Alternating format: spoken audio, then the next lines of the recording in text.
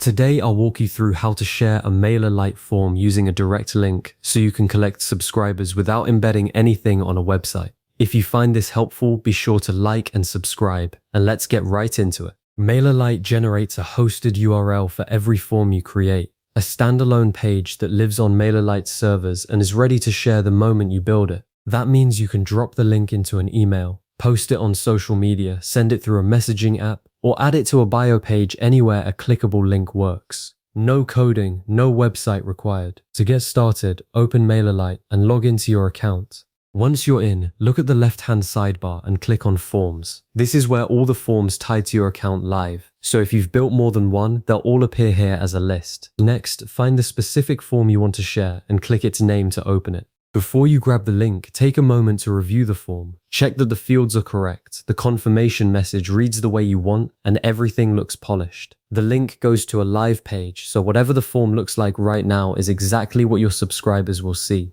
Once you're satisfied, navigate to the Overview or Share section inside the form editor. MailerLite generates a unique URL for this form, and you'll find it displayed right there. Click the Copy Link button to copy the full address to your clipboard. Now test it. Always test before you share with real people. Open a fresh browser tab, paste the link into the address bar, and press enter. The form should load exactly as your subscribers will experience it. Walk through the page on desktop, and if you can, pull out your phone and check the mobile view too, since many people will be tapping that link from a smaller screen. A quick 2-minute check here can save you the embarrassment of sharing a broken form with hundreds of people. If everything looks right, you're ready to go.